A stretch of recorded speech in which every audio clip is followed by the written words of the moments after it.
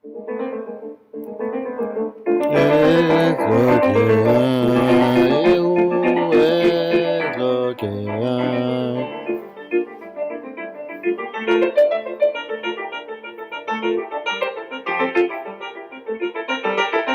La relación entre derechos humanos y delincuencia casi siempre se plantea negativa.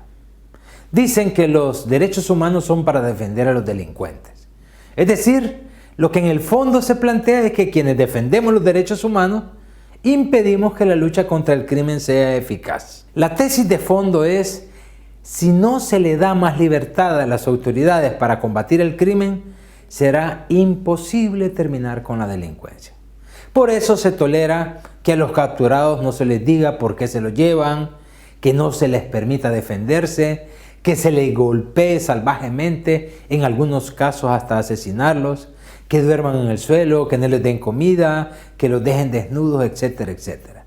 Todo sea para terminar la delincuencia. Y como las organizaciones que defendemos los derechos humanos protestamos, entonces están a favor de los delincuentes. Dicen, son un obstáculo para defender. Pero de verdad, les invito a que nos preguntemos, de verdad, y tratando de ser objetivos, ¿es verdad que los derechos humanos constituyen un obstáculo para combatir el crimen?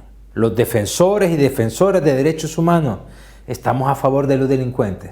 Todos los gobiernos han entendido a las pandillas como un problema de seguridad nacional, solo de delincuencia, de criminalidad, y así los han combatido siempre, con medidas represivas, mano dura, supermano dura, medidas extraordinarias, estado de excepción, etcétera, etcétera.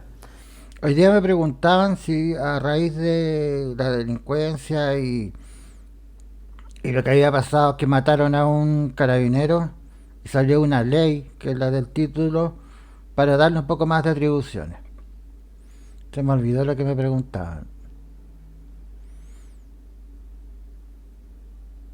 Sí, que había que sacar a los militares a la calle para controlar el tema de la delincuencia. Y que Bukele está bien y ese tipo de mierda. Se me olvidó. No, sí, Solo de delincuencia, de criminalidad. Y así los han combatido siempre, con medidas represivas, mano dura, supermano dura, medidas extraordinarias, estado de excepción, etcétera, etcétera. Sin embargo, las maras y pandillas siguieron creciendo hasta convertirse en un gran poder.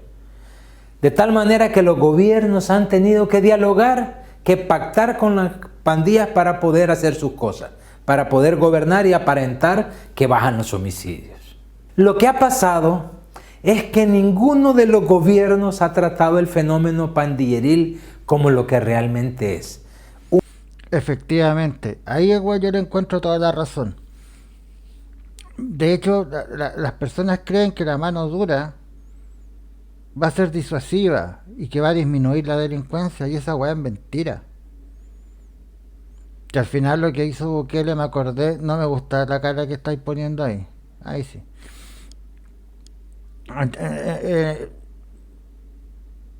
También fue pactar con las maras y esa weá no se les olvida, acabo de acordarme de eso. Y que por mucha mano dura la delincuencia va a continuar, porque la delincuencia obedece a un fenómeno, los buenos no lo hacen por entretención. No es para que reflexionen, y si alguien lo vuelve a ver o ve esto, ¿por qué? ¿De dónde surge el asunto de la delincuencia? ¿Por qué hay delincuencia? ¿Para qué? Y eso es lo que la gente no lo piensa, y eso es lo que también se saca de la ecuación muchas veces, sin tener en consideración que hay un motivo detrás, un motivo que es de índole social. No se trata de ser de izquierda, como me dicen, no,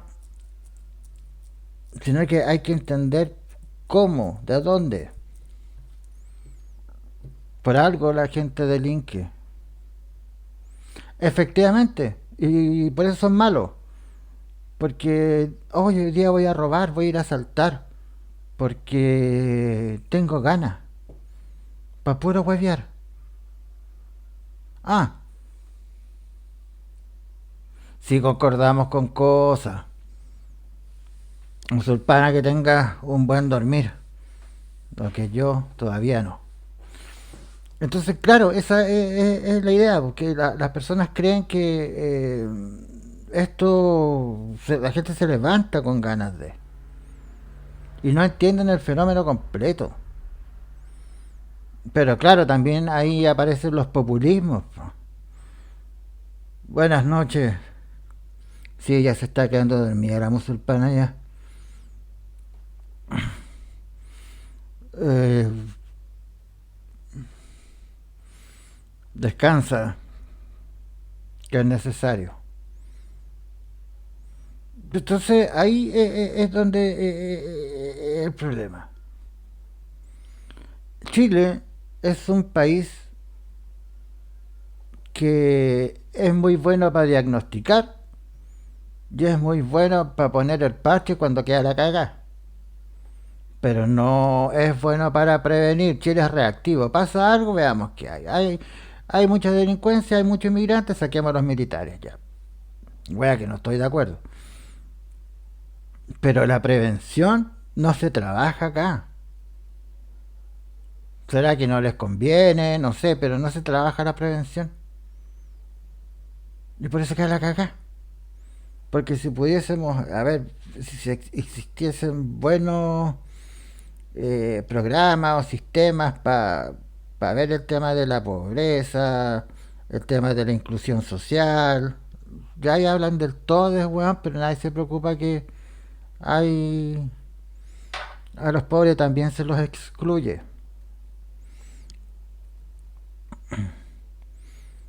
Si es tanto que acá en Chile a la gente le da miedo o es mal mirado decir pobre. La gente dice gente humilde. ¿Y quién dijo que todos los pobres son humildes? Si lo que los une a ellos no es la humildad, es la pobreza, la falta de,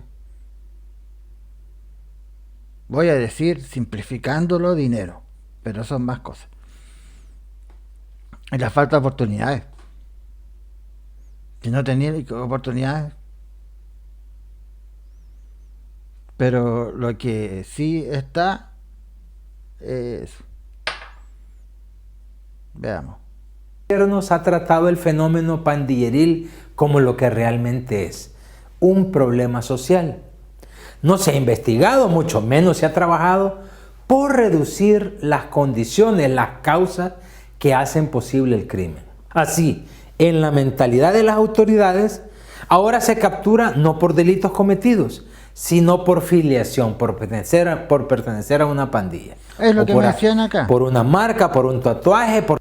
Es lo mismo que me decían acá, lo mismo, pero lo mismo. Lo mismo, me decían, hay que detener a la gente antes de que cometa el delito, como dijo este viejo, por filiación. Es decir, porque hay un tatuaje que hace presumir que pertenecía a una pandilla, por cómo te viste, y no podemos condenar a alguien. Oh, el viejo weón. No se ha trabajado por reducir las condiciones, las causas que hacen posible el crimen. Así, en la mentalidad de las autoridades, ahora se captura no por delitos cometidos, sino por filiación, por pertenecer a una pandilla, o por una marca, por un tatuaje, porque alguien lo señala, no por los delitos que ha cometido, sino porque lo asocian con pandillas. Pero imaginémonos por un momento que se encarcela a todos los delincuentes y las delincuentes. Todos están en la cárcel. Estuviéramos tranquilos un tiempo, se los aseguro. Pero por la organización social y económica de El Salvador, es predecible que pronto el crimen empezaría a crecer y paso a paso una nueva generación de delincuentes acabaría llenando los espacios que los que están en prisión dejaron, y de nuevo tendríamos una situación de violencia y delincuencia como en este tiempo. Esto ya lo hemos vivido en El Salvador. A esto se refería Monseñor Romero cuando dijo: mientras no se cambien de raíz las cosas de donde brotan todos estos males, cambiarán los nombres de los asesinados, pero siempre va a haber asesinados. No se ha luchado por cambiar las raíces de nuestros problemas. Entre otras cosas, está comprobado que a mayor pobreza hay más delincuencia. Que a más fuentes de trabajo digno hay menos delincuencia y viceversa. Con más oportunidades de educación hay menos delincuencia. También la campante y creciente desigualdad en El Salvador, que hace que los ricos sean más ricos y los pobres más pobres, influye en la existencia de la delincuencia. Acá eso es lo que está pasando en Chile. Bueno, que pasa, siempre ha pasado. Que que la desigualdad social la brecha está muy grande. Entonces cada vez un grupo reducido se hace más rico y los pobres siguen así. Todo parte por... Llegáis tarde, ese es el problema. Según las investigaciones, por cada punto porcentual que aumenta la desigualdad, la delincuencia aumenta 3 puntos porcentuales. Pero aquí se ha hecho lo contrario. En lugar de atacar las causas de donde brota la delincuencia, lo que se quiere es eliminar los efectos, eliminar a los delincuentes sin tocar esas causas. Y esa no es la solución. Eso es dejar el problema para después y va a surgir más grande. Mientras el Estado no tenga por objetivo lograr el pleno empleo, mientras el crecimiento económico quede en pocas manos y no se traduzca en desarrollo, y que toda la población tenga acceso a servicios de salud y educación de calidad, mientras las condiciones de pobreza continúen, el problema no va a desaparecer. El problema lo vamos a seguir teniendo. Todo esto no son ideales, son obligaciones de los gobernantes. Y esto es lo que le quiero decir. Son derechos humanos de la población. La salud, la educación, la vivienda, el trabajo digno, son derechos humanos. Por tanto, si no se tiene todo esto para todos en el país, se violan los derechos humanos. Violar estos derechos aumenta la delincuencia y, por desgracia, la de la peor especie, la que cometen quienes dicen estar luchando contra la delincuencia. La conclusión es sencilla y no admite excepciones. Violar los derechos humanos es alentar el crimen.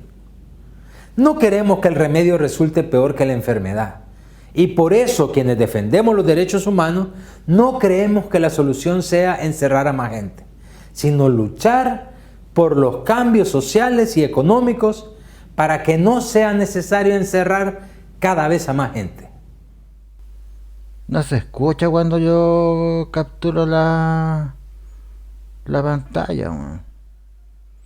Quiero poner este weón.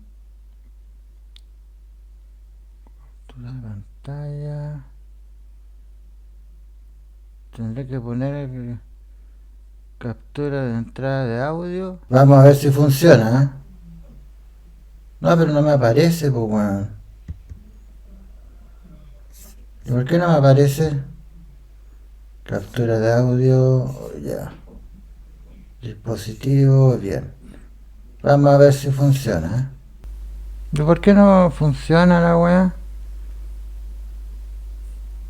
Esta es la historia del hombre que literalmente se deshizo a pedazos hasta morir. No sé si se habrá escuchado bien, porque yo puedo poner que me capture la pantalla, pero nunca el sonido. No sé si lo hice bien o no, pero es la historia de un weón que está cagado, que está enfermo. Es que lo explico porque no sé si ya ahí sale una foto muy buena. Un sujeto que se enfermó y después de todos los medicamentos él tomó un elemento radioactivo y se fue a la mierda. Ya hay hay unas fotos, pero no se pueden poner. Pero encontré un video para que podamos verlo. Si alguien queda por acá. Hay varios videos, pero este como el que más me tincó.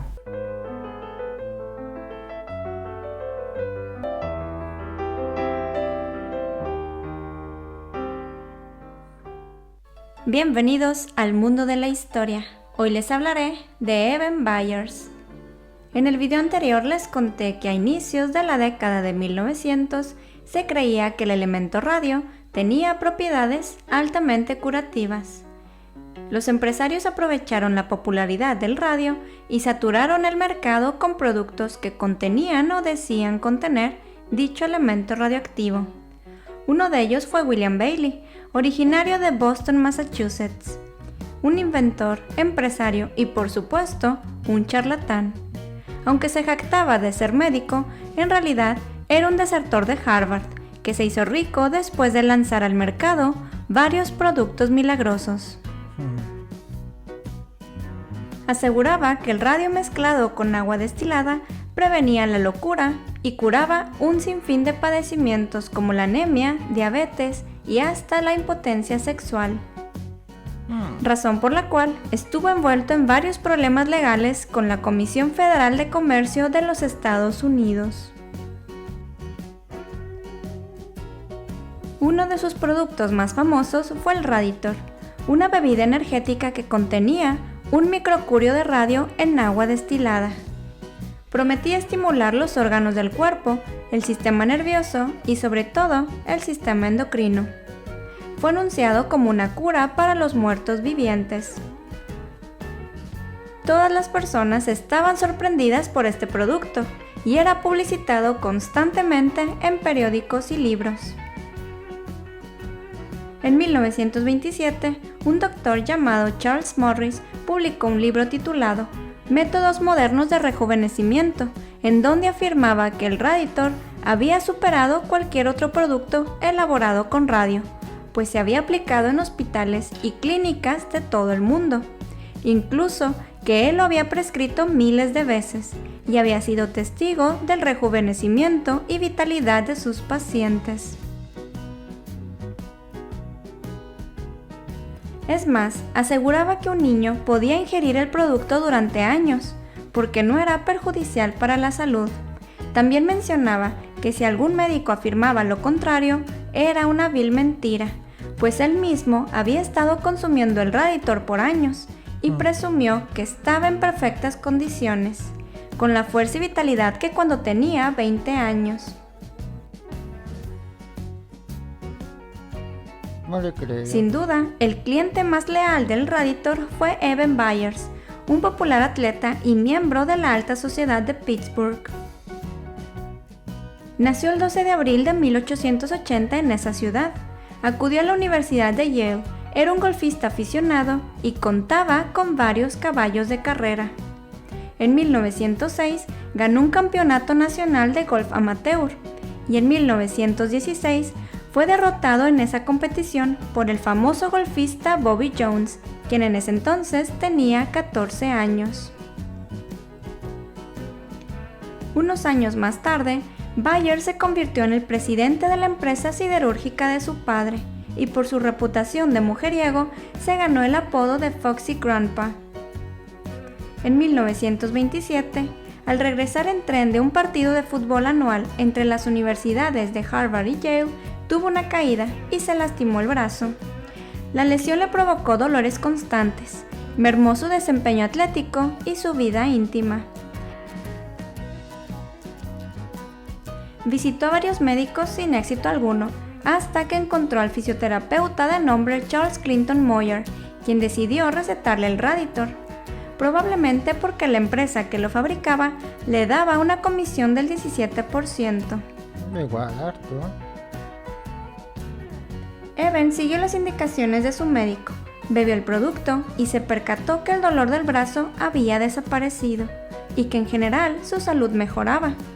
Llegó a afirmar que su vida íntima volvió a ser como en sus años universitarios.